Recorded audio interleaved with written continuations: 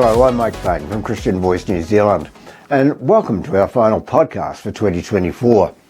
You know, as I sat down, I pondered just what will make up the content of this podcast.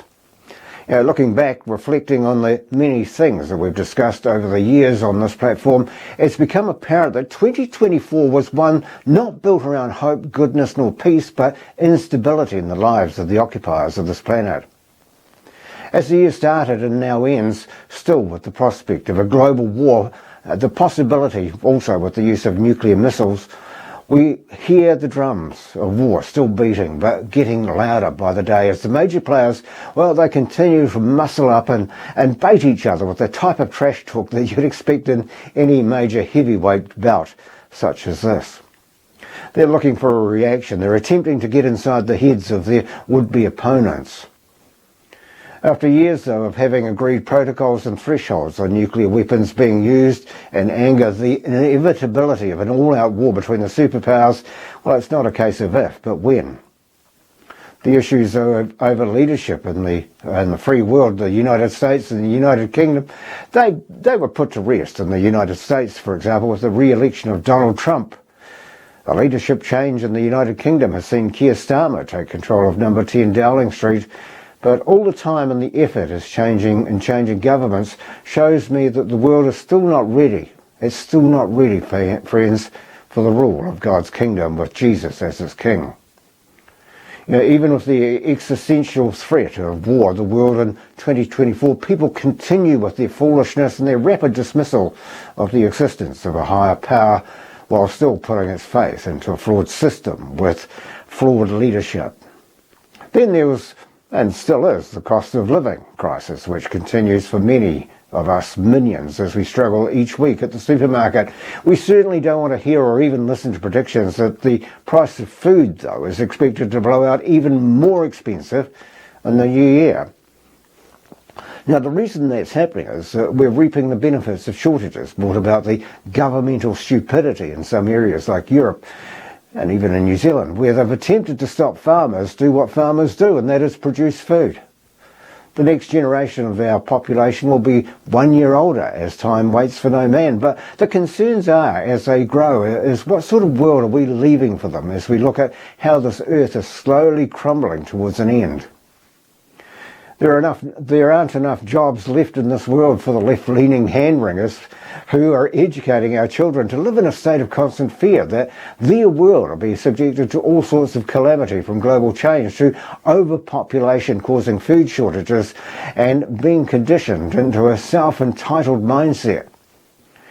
And as we even look back at the year in New Zealand, we reflect to this time in 2023. You remember this time last year? We were in a state of flux even back then about the economy, how we were going to afford next week's mortgage payments. Many of this time last year, the public service had redundancy announcements to look forward to, which ended up with just 20,000 Wellington-based civil servants alone losing their jobs. And then there were issues about personal safety as crime rates were going through the roof. Kind of strange when you look back. You really have to ask yourself, what's changed? What's changed around me? What external thing could I have controlled which would have made the economy, the planet, the fears of my neighbours any better? Well, let's see. We did change a fiscally runaway, negligent, inept government at the last election. So you have to look at it and ask, well, 12 months down the track, are we any better off? No, we're still struggling to pay our mortgage. We're still shocked at the supermarket, and we're equally horrified at the petrol stations as this new government struggles with negative growth, overburdening interest rates on borrowed money from that last lot, and a stilted economy, and the prospect that the canary in the mine has croaked it. There's no sign of any light at the end of an economic tunnel. The only thing that's changed, though, is, like me, we've all grown a year older, but hopefully wiser. So what should the last message of the year be about? Because we're a Christian-based organisation, the obvious thing would be, well, we'd have to speak about Christmas, its real meaning, about the birth of Jesus, or maybe even speak about the world, how the world is going to hell in a handcart. But given the amount of negative feedback from our last posting about these things, I'll take on board the words found in Jesus, Matthew 7:6. Do you know what? I'm going to leave you to look that up in your own Bible. But in saying that, to those who voice their forthright opinions, it just strengthens our resolve to strengthen some light into this darkening world. Instead, though, as I look back at the topics which stood out for me, both this year and last year, was the subject of New Zealand as a nation. In the last two sessions of our Town Hall meeting series back in 2023, just before the election, I discussed some aspects of our history about where we as a nation came from, the role and influence Christian missionaries had on establishing the nation based upon Christian values, morals and principles. I touched on where we are today, and the reality is that when you look at where we are today and why we've come to the point we are today, the sad thing is we were right. Oddly enough, though, my parents, or the parents of my generation, were right to be concerned about the world that they left for us, and we too are right to be fearful for the world that we're leaving for our children to inherit. But New Zealand, this great little nation positioned at the bottom of the world, this great little nation which has no strategic significance to any other country in the world, instead of being a shining beacon to the rest of the world, what do they used to call us? Oh yeah, that's right, the land of the long white cloud. Well, I tell you now, that cloud is a very dirty grey bordering on black, as internally this great little country is about to implode upon itself in the future. Right now, it's on course for civil disruption, never seen before. If you think the anti-apartheid protests caused chaos, then what is about to happen will overshadow anything from 1981. Funnily enough, when I bring the subject to the fore, I'm accused of being a fearmongerer.